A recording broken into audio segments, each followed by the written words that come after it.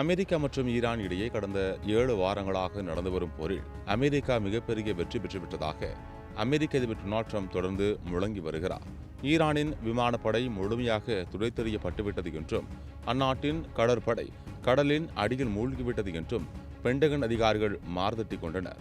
ஆனால் தற்போது வெளியாகியுள்ள அமெரிக்க உளவுத்துறையின் ஒரு ரகசிய அறிக்கை ட்ரம்பின் இந்த வெற்றி கோஷங்களை தவிடுபொடியாக்கியுள்ளது. ஈரானின் ராணுவ பலம் சிதைக்கப்பட்டுவிட்டதாக சொல்லப்பட்டாலும் நிஜத்தில் அந்த நாடு இன்னும் ஆயிரக்கணக்கான ஏவுகணைகளையும் தற்கொலைப்படை ட்ரோன்களையும் ரகசியமாக பாதுகாத்து வைத்திருப்பது வெளிச்சத்திற்கு வந்துள்ளது. அமெரிக்க பாதுகாப்பு உளவுத்துறை அமைப்பான DIA-வின் இயக்குநர் லெப்டினன்ட் ஜெனரல் ஜேம்ஸ் ஆடம்ஸ் அமெரிக்க நாடாளுமன்ற குழுவிடம் அளித்துள்ள வாக்குமூலம் ஒட்டுமொத்த வெள்ளை மாளிகையையும் அதிர வைத்துள்ளது. ஈரானின் மீது அமெரிக்கா மற்றும் இஸ்ரேல் படைகள் ஆயிரக்கணக்கான ஏவுகணைகளை வீசி தாக்குதல் நடத்தினாலும் ஈரானிடம் இன்னும் ஆயிரக்கணக்கான ஏவுகணைகள் மிச்சம் இருப்பதாக அவர் தெரிவித்துள்ளார். ஆபரேஷன் எபிக் ஃபியூரி மூலம் ஈரானின் 450 ஏவுகணை கிடங்குகள், 800க்கும் மேற்பட்ட ட்ரோன் தளங்கள் அளிக்கப்பட்டுவிட்டதாக ட்ரம்ப் கூறியிருந்த நிலையில் உளவுத்துறையின் இந்த தகவல் பெரும் முரணாக பார்க்கப்படுகிறது. CNN செய்தி நிறுவனம் நடத்திய ஆய்வின்படி ஈரானின் ஏவுகணை செலுத்தும் வாகனங்களின் சுமார் 50 விழுக்காடு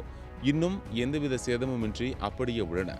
அதைவிட முக்கியமாக ஹார்முஸ் ஜலசந்தி வழியாக செல்லும் கப்பல்களை குறிவைத்து தாக்கும் கோஸ்டல் டிஃபென்ஸ் ஏவுகணைகள் பெரும்பாலானவை இன்னும் அழியவில்லை என்பதுதான் அமெரிக்காவிற்கு வந்துள்ள மிகப்பெரிய தலைவலி. அமெரிக்கா தனது வான்வெளி தாக்குதலை ஈரான் உட்பகுதிகளில் மட்டுமே அதிக கவனம் செலுத்தியதால் கடற்கரை ஓரங்களில் உள்ள ஏவுகணைகள் தப்பிவிட்டதாக கூறப்படுகிறது. இது வெறும் எண்ணிக்கை தொடர்பான விவகாரங்கள் மட்டுமல்ல, ஈரானால் இன்னும் மத்திய கிழக்கு பிராந்தியத்தில் ஒரு மிகப்பெரிய பேரழிவை ஏற்படுத்த முடியும் என்பதற்கான சான்று. ஈரானின் ஆயுத தொழிற்சாலைகள் தரைமட்டமாக்கப்பட்டுவிட்டன என்றும், இனி அவர்களால் ஆயுதங்களை தயாரிக்க முடியாது என்றும் ட்ரம்ப் போட்ட கணக்கு தப்பாக்கி போயுள்ளதை இந்த உளவுத்துறை ரிப்போர்ட் உறுதிப்படுத்தியுள்ளது.